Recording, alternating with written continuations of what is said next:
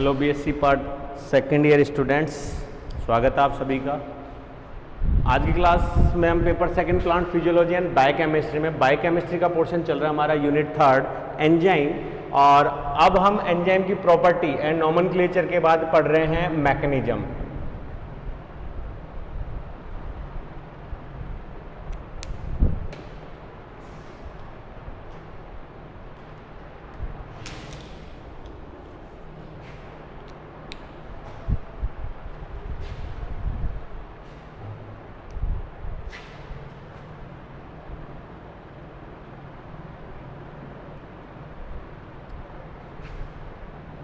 Mechanism of enzyme,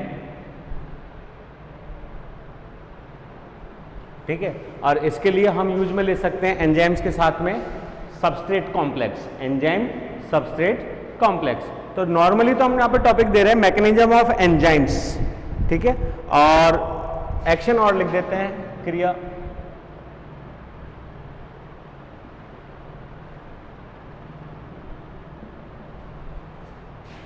सामान्यतः अगर अपन बात करें तो मैकेनिज्म एंजाइम के जुड़ने, तो इसके लिए हम सिंपल वे में ये कह सकते हैं कि कोई भी अभिक्रिया, ठीक है, उसमें मुख्य रूप से दो चीजें होती हैं। एक होता है अभिकारक सबस्ट्रेट, दूसरा होता है समय के अकॉर्डिंग प्रोडक्ट।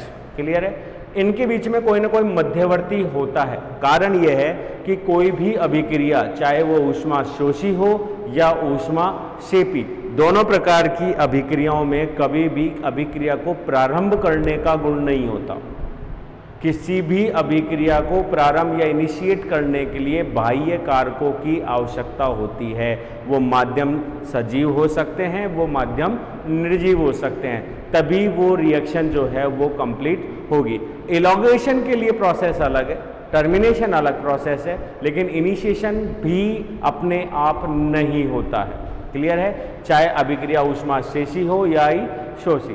तो ऐसे में हम एंजाइम्स को कैटलिस्ट के रूप में प्रेरित कर चुके, एंजाइम्स को स्पेसिफिसिटी के रूप में प्रेरित कर चुके, एंजाइम्स के हम टोटल नेचर्स को पढ़ चुके हैं। तो एंजाइम्स सबस्ट्रेट पे कार्य कैसे करता है, उसके मैकेनिज्म को समझने के लिए हम इसको दो कैटेगरीज या दो भागों में बांटते हैं। सबसे पहला जो हमारा भाग है यहां पे वो है एंजाइम सबस्ट्रेट कॉम्प्लेक्स। हिंदी में अगर अपन बोले तो एंजाइम सबस्ट्रेट का मतलब क्रियाधर जिस पे रिएक्शन होनी है का संकुल। जब तक एंजाइम क्रियाधर से जुड़ेगा नहीं तब तक क्रिया को उत्प्रेरित नहीं करेगा। सेकेंड यहीं पे जो हमारा पोर्शन बनता है वो है इनका लोअरिंग ऑफ एक्टिवेशन एनर्जी।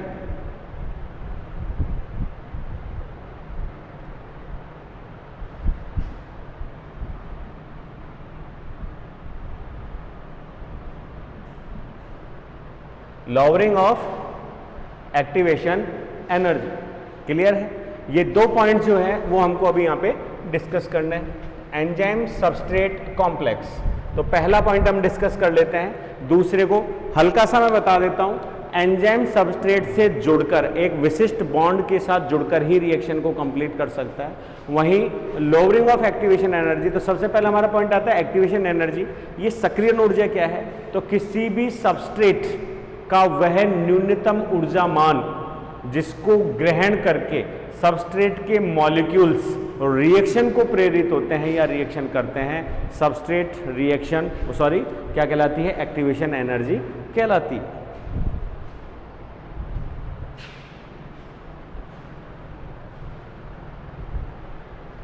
तो फर्स्ट है enzyme substrate complex. Enzyme substrate complex में हम यहां पे कह सकते हैं कि विशिष्ट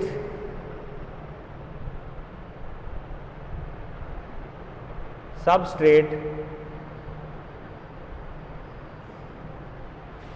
की बात अगर अपन करें, हो गया क्या? क्या हो गया? शुरू किया अभी? नहीं मत कट। ठीक है, तो एंजाइम सबस्ट्रेट कॉम्प्लेक्स की अगर अपन बात करें तो जो एंजाइम है, ठीक है, वो अपने विशिष्ट सबस्ट्रेट के साथ एंजाइम जो है वो क्या करता है, कॉम्प्लेक्स, एक अस्थाई कॉम्प्लेक्स या संकुल बनाता है, ठीक है। और जब रिएक्शन कंप्लीट हो जाती है तब ये संकुल जो है ब्रेक हो जाता है, लेकिन इस ब्रेक होने के बदौलत यहां पे सबस्ट्रेट जो है वो किस में चेंज हो जाता है, प्रोडक्ट में, ठीक है, उत्पाद में। ऐसा क्यों हो रहा है, क्योंकि एंजाइम्स किसके बने हैं, प्रोटीन, और प्रोटीन क्या है, एक तरीके से अमाइनो एसिड की पॉलीपेप्टाइड चेन, क्लियर है। तो ऐसे में यहां पे जो पॉलीपेप्टाइड है वो अन्य बॉन्ड भी बनाते हैं, जैसे हमने कहा पॉलीपेप्टाइड के अलावा हाइड्रोजन बॉन्ड, आयोनिक बॉन्ड, ठीक है, हाइड्रोफोबिक बॉन्ड, उसके अलावा इलेक्ट्रोस्टैटिक,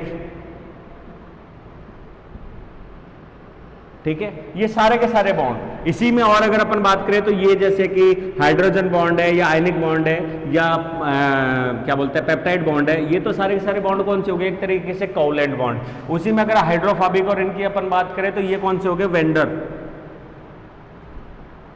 वेंडरवॉल बॉन्ड्स, क्लियर है। तो ये सारी की सारी चीजें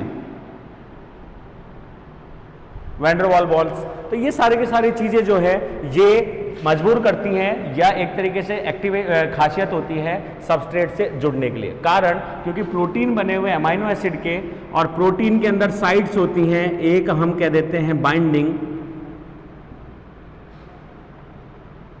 और एक हम कह देते हैं एक्टिव रिएक्शन साइट या कैटलिस्ट। हालांकि ये नई खोज कॉसलैंड ने जो खोज की थी इंड्यूस फिट थ्योरी, तब इस चीज को उन्होंने उल्लेखन किया। अगर अपन फिशर की बात करते हैं लॉक एंड की थ्योरी की, तो उसके अंदर जो है इसका जिक्र नहीं था। तो ये जो बाइंडिंग साइट होती है ये विशिष्ट अमाइनो एसिड से बनी श्रृंखला होती है, और ये विशिष्ट अमाइनो एसिड जो है वो सबस्ट्रेट के विशिष्ट बॉन्ड से बंधने के लिए होते हैं। विशिष्ट, क्लियर, क्योंकि हमने अभी विशिष्टता भी पढ़ी थी पिछली क्लास में, जिसमें हमने विशिष्टता में कह दिया बॉन्ड स्पेसिफिसिटी थी, ठीक है, सबस्ट्रेट स्पेसिफिसिटी थी, क्लियर है। उसी के अंदर हमने वहां पे बात कर ली थी पर्टिकुलर, जैसे स्टीरियो का मतलब जो ध्रुवण था, ध्रुवण घूर्णन जो थी, उसके आधार पे भी हमने वहां पे विशिष्टता को पढ़ा। तो ये जो अमाइनो एसिड है ये अपने विशिष्ट सबस्ट्रेट से बंधनकारी होते हैं, और उसी तरीके से कैटलाइज साइट जो होती है उसके ऊपर भी बंधन को ब्रेक करने की विशिष्ट साइट्स होती हैं। इन विशिष्टताओं के साथ ही ये कॉम्प्लेक्स बनाते हैं। तो ये जो कॉम्प्लेक्स है ये अस्थायी है, लेकिन ऐसे कोई भी एंजाइम जो है अपने सबस्ट्रेट से कॉम्प्लेक्स नहीं बनाता। बन गया, और बनने के बाद में ये क्या हो जाते हैं, सेपरेट। तो इसे हम एक सिंपल रिएक्शन से दर्शाते हैं, एक रेखीय अभिक्रिया से दर्शाते हैं इसको। तो हम यहां पे दर्शा सकते हैं क्या, दैट इज एंजाइम, एंजाइम को शॉर्ट में EN plus substrate,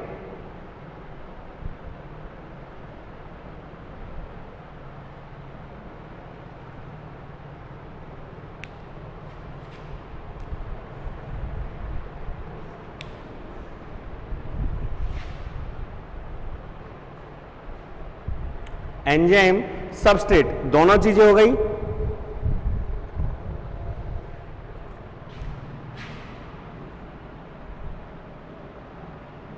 enzyme substrate complex, ठीक है, यही बना। फिर क्या बन रहा है, प्रोडक्ट प्लस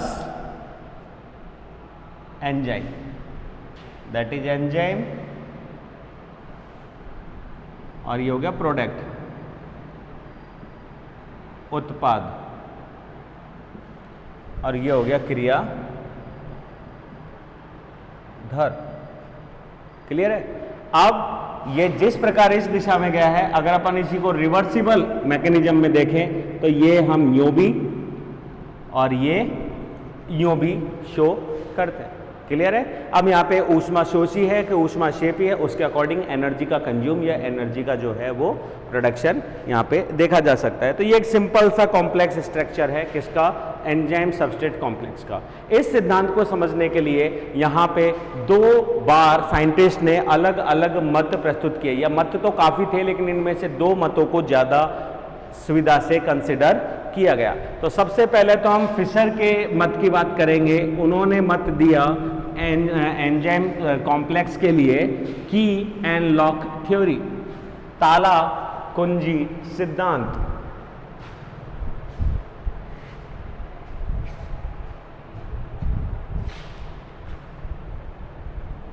पहला जो मत दिया hypothesis, that is lock and की।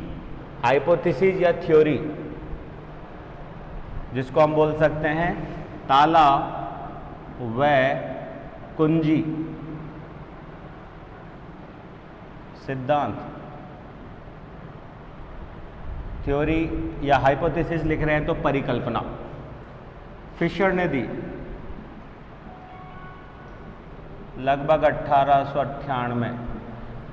कुछ बुक्स में 1894 भी ऐड है, कुछ में 98, ठीक है। तो फिशर ने दी है सबसे पहले, और फिशर के अलावा जो थे फील्ड्स एंड वुड्स, उन्होंने इसको अध्ययन किया या इस परिकल्पना जो थी उसका सत्यापन।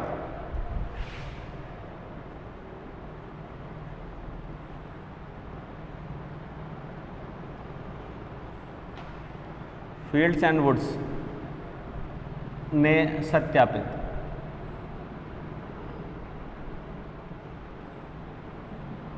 किया, ठीक है।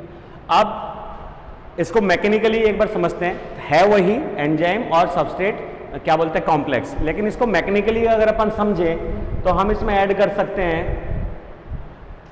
3 चीजें। उनके अनुसार एक एंजाइम किसी सबस्ट्रेट के लिए विशिष्ट स्पेशल होता है, अर्थात एक प्रकार के सबस्ट्रेट पे एक प्रकार का एंजाइम ही कार्य कर सकता है। एंजाइम्स पर बाइंडिंग साइट्स होती हैं, क्लियर है। इसी वजह से कोई दूसरा सबस्ट्रेट उससे बाइंड नहीं हो सकता। तीसरी चीज, एंजाइम की प्रकृति व बाइंडिंग साइट की प्रकृति अपरिवर्तनशील होती है। इसका मतलब यह है कि अपरिवर्तनशील। तो इसको कॉस्टलैंड वाले एग्जाम्पल में समझाऊंगा, यहां पे अपन यही रख लेते हैं। तो एंजाइम की प्रकृति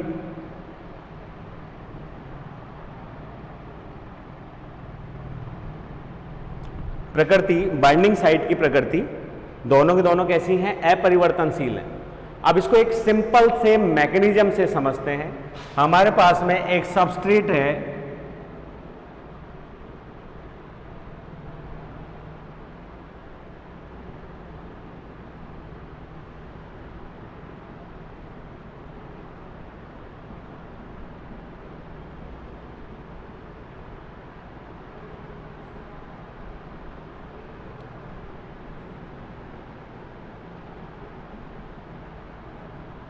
क्लियर है।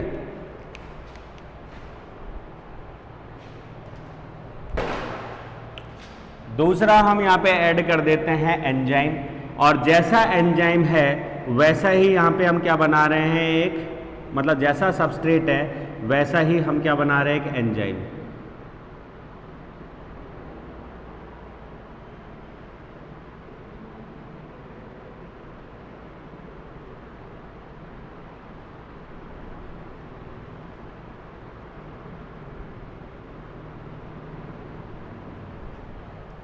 that is enzyme।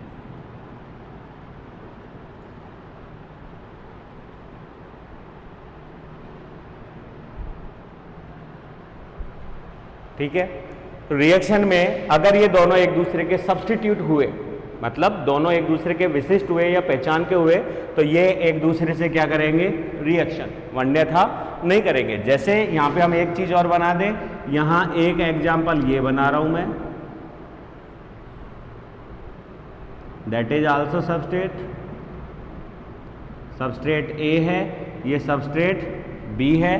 एक और बना देते हैं,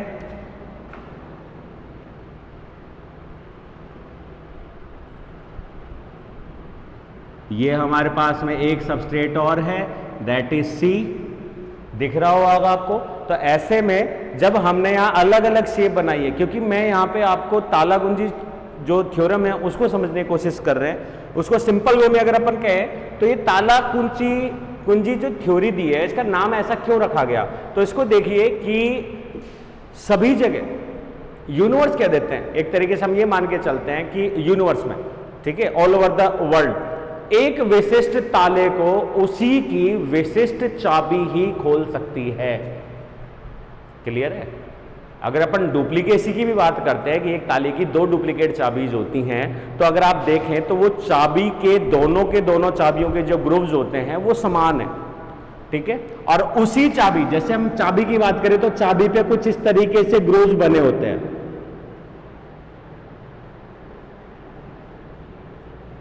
क्लियर है, चाबी पे ग्रूव्स बने हुए हैं। तो ये ग्रूव्स क्या काम कर रहे हैं, चाबी की इस तरीके की डिजाइन क्या हो रही है, तो एक्चुअली में लॉक के छेद के अंदर की तरफ जो लीवर्स हैं वो लीवर्स इस तरीके के पैटर्न में होंगे, जो कि यहां पे अलग अलग इस पैटर्न के होंगे, जो इसके अकॉर्डिंग क्या करते हैं, अप एंड डाउन, अलग अलग लीवर्स हैं। सिंपल वे में जैसे आपको समझा दूं तो जितने हाई क्वालिटी के लॉक्स अपन लेते हैं, हैवी क्वालिटी, तो उसमें लीवर्स, ये अंदर लॉक के अंदर के लीवर्स हैं चाबी के अंदर घुसने के बाद। तो यहां अगर आपको दिख रहा हो तो देखिए इस लीवर की मोटाई, इस लीवर की मोटाई, इस लीवर की मोटाई और इस लीवर की मोटाई अलग अलग है।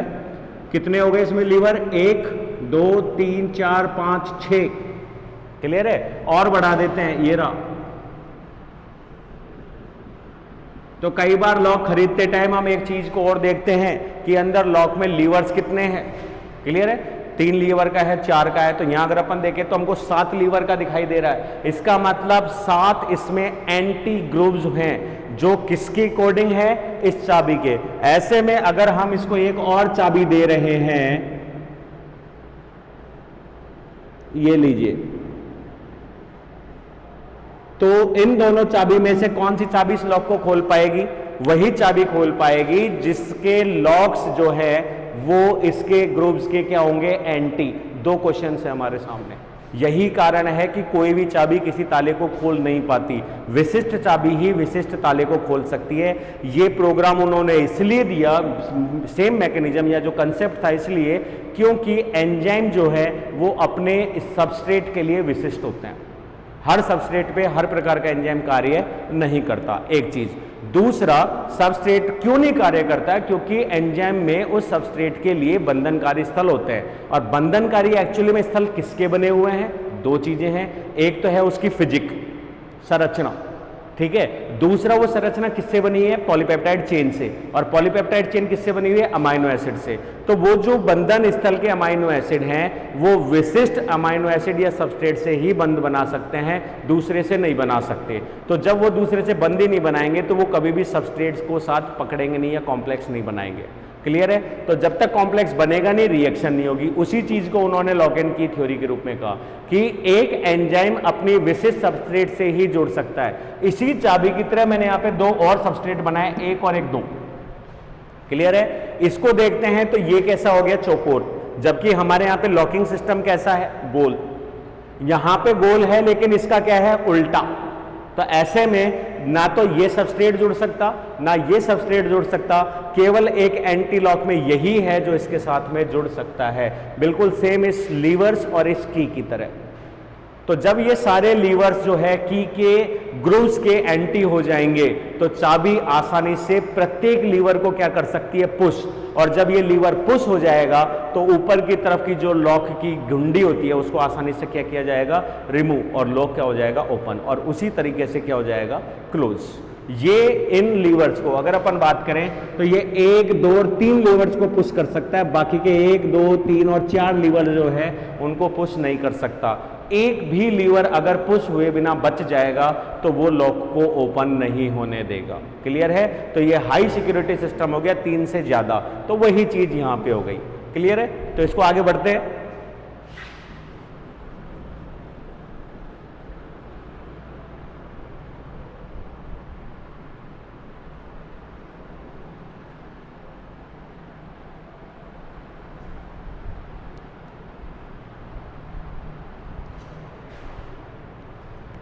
ये हमारा हो गया नेक्स्ट पॉइंट, और इस नेक्स्ट पॉइंट के अंदर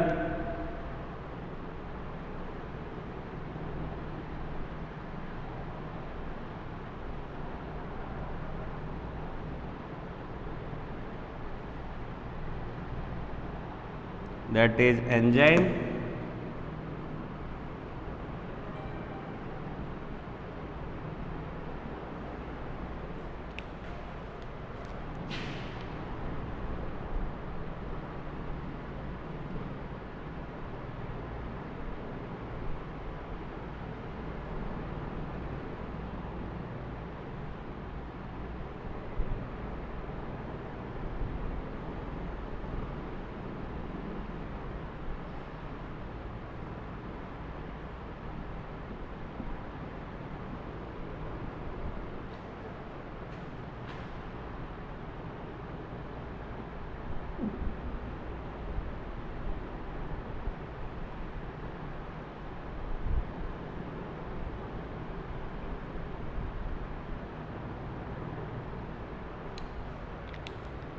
ये हो गया एंजाइम,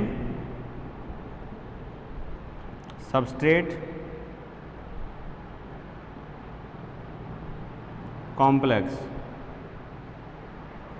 और ये अस्थायी कॉम्प्लेक्स ही इस रिएक्शन के मध्यवर्ती के रूप में कार्य कर रहा है।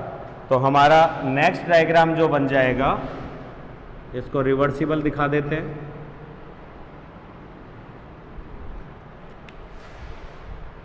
तो नेक्स्ट डायग्राम जो बन जाएगा वो ये कि एंजाइम तो अपनी जगह पे सेम रहेगा, एंजाइम में कोई चेंजेस नहीं आएगा।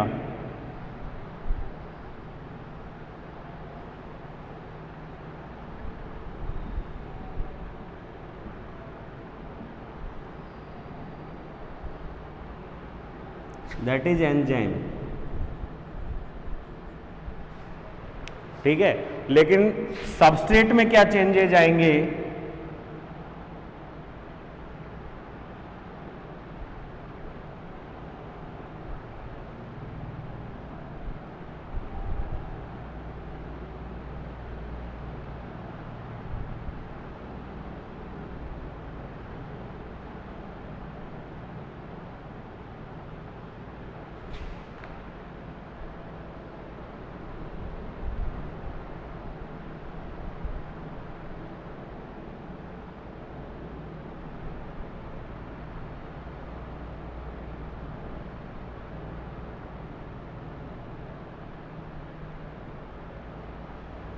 That is product. ठीक है, ये सबस्ट्रेट में क्या कर रहा है, जरूरत पड़ने पर ये इसने यहां से इसको हल्का सा दिखा देता हूं, क्या कर दिया, ब्रेक डाउन, जो बॉन्ड्स थे, और ये ब्रेक डाउन आवश्यकता अनुसार एक या एक से ज्यादा स्थानों पर होता है। जैसी जरूरत पड़ती है या जैसा एंजाइम है उस अकॉर्डिंग ये प्रोडक्ट को क्या करता है, क्लीव करता है। तो यहाँ पे एंजाइम क्लियर है, एंजाइम कॉम्प्लेक्स बना है जो कि अस्थायी है, और एंजाइम कॉम्प्लेक्स के बाद में ये संरचना एंजाइम अभी भी वैसी की वैसी है। सबसे बड़ी चीज, इसके जो बाइंडिंग साइट्स है वो ओपन है, अतः ये दूसरे सबस्ट्रेट के साथ में रिएक्शन करने के लिए वापस क्या है, फ्री, और ये दोबारा क्या कर सकती है, रिएक्शन कर सकती है। और ये प्रोडक्ट है जो कि ये संरचना में आगे बढ़ जाएंगे। क्लियर है? तो ये पूरी की पूरी संरचना बनी, इसलिए इसको बोला है लॉक एंड की theory. That is the first mechanism. अब इसके गुण और दोष। गुण सबसे पहला तो यह है कि इसके अंदर जो है अभिक्रिया की सटीकता बनती है। क्लियर है? इससे जातिगत जीव विशेष या समय विशेष का प्रभाव नहीं पड़ रहा। एक एंजाइम एक विशिष्ट सबस्ट्रेट पे रिएक्शन करेगा वरना नहीं करेगा। तो सदैव जो एक्यूरेसी है प्रोडक्ट की वो क्या आएगी, सेम आएगी, एक चीज। दूसरा हम यहां पे क्या एक्यूरेसी ले सकते हैं,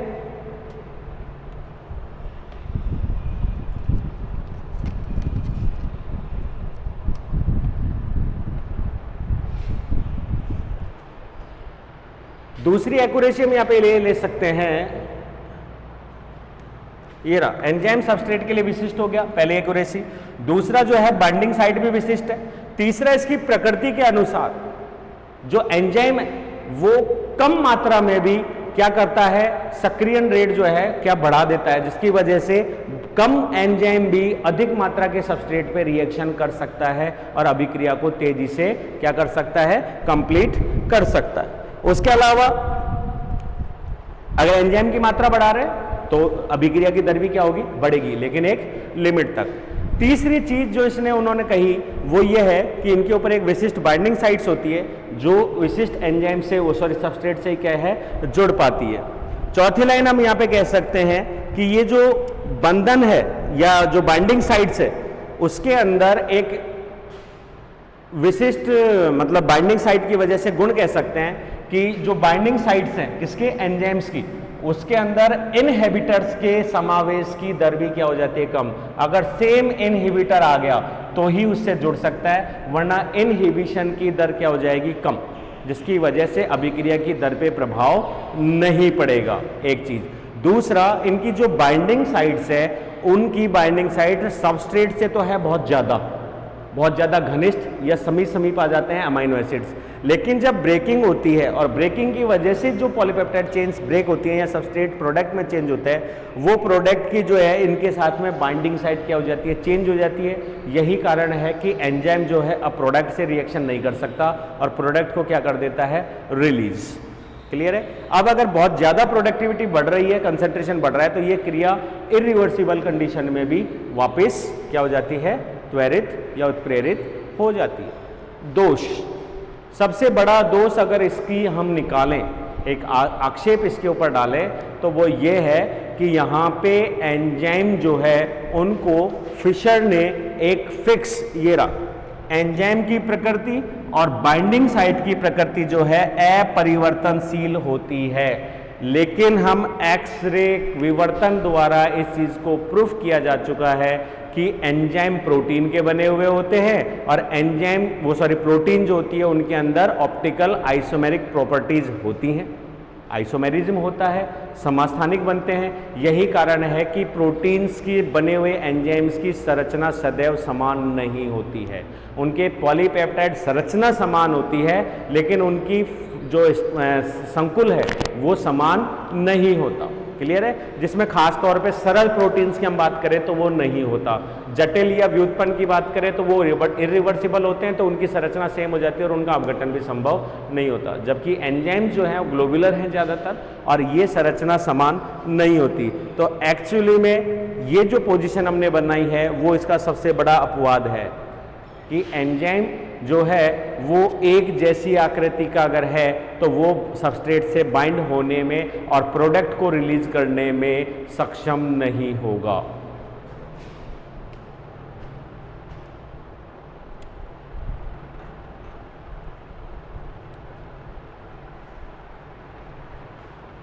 ताला चाबी सिद्धांत क्या कह रहा है? सेम चाबी सेम ताला कभी भी चेंज नहीं हो सकता। ऐसे में प्रोटीन की संरचना बदलती है तो उसकी बाइंडिंग साइट भी बदलेगी और बाइंडिंग साइट बदलेगी तो लॉक एंड की थ्योरी की जो परिकल्पना है उसका फेलियर होता है। यही इसमें अवक्षेप है। ठीक है। इस अवक्षेप को दूर करने के लिए लगभग 1966 में एक और नई थ्योरम सामने दी गई। वो किसने दी? कॉसलैंड ने। ठीक है। उन्होंने इसमें कुछ फेरबदल किए। लॉक एंड की थ्योरी को अब हम नाम देंगे इंड्यूस्ड फिट थ्योरी।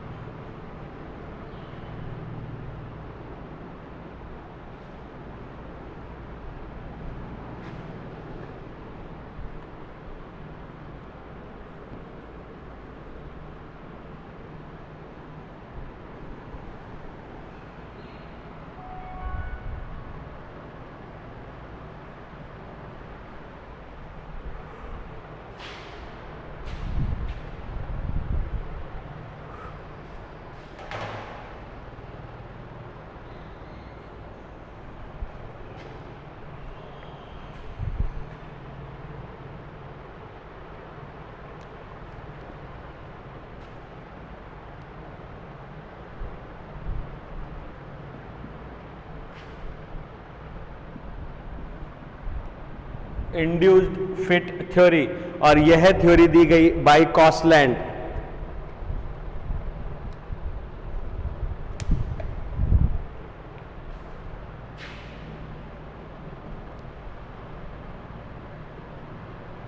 लगभग 1966,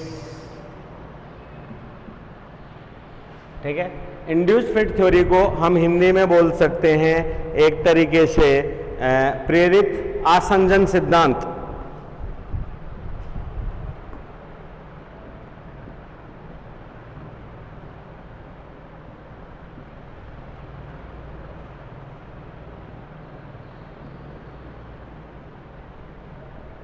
प्रेरित आसंजन सिद्धांत, उन्होंने लॉक एंड की थ्योरी को ही कुछ रिवाइज फॉर्म के अंदर प्रस्तुत किया, और उन्होंने 2 रिवाइज फॉर्म किए।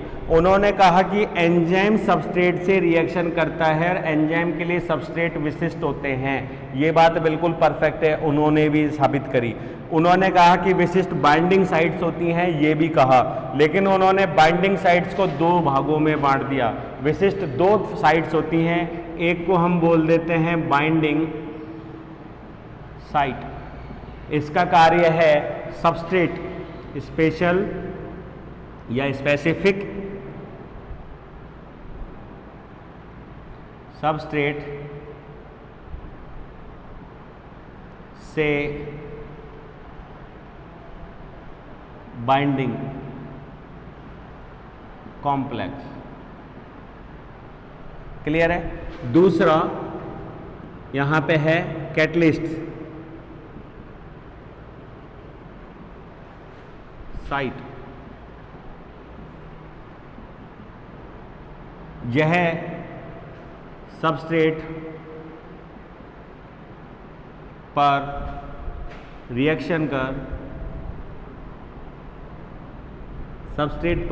रिएक्शन कर प्रोडक्ट में परिवर्तित करता है। तीसरी चीज जो उन्होंने कही, प्रकृति जो है चेंज होती है, तो उनके लिए कहा कि ये किसके बने हुए हैं, प्रोटीन्स के, और प्रोटीन की संरचना जो है वो समावयवता दर्शाती है। क्लियर है। ऑप्टिकल आइसोमेरिज्म भी दर्शाती है, और क्यों? क्योंकि एक ग्लाइसिन को छोड़कर बाकी 19 जो अमाइनो एसिड्स है उनमें एक क्या मिलता है, एक या एक से ज्यादा। क्योंकि अगर हम बात कर रहे हैं सीरीन एंड सिस्टीन नहीं, हाँ सीरीन ले सकते हैं, सीरीन है, थ्रियोनिन है। अगर हम इनकी बात करें तो इन पे एल्कोहलिक ग्रुप है, COOH CNH2C, और इसका R समूह क्या है, CH2OH, दैट इज सीरीन। ठीक है। उसी तरीके से COOH, ये हो गया amino group, high valency, CH2CH2CH3, और यहाँ पे एक तरीके से ये डेवलपमेंट में आ गया, दैट इज OH, ये हो गया थ्रियोनिन, THR थ्रियोनिन, ये हो गया सीरीन, SER।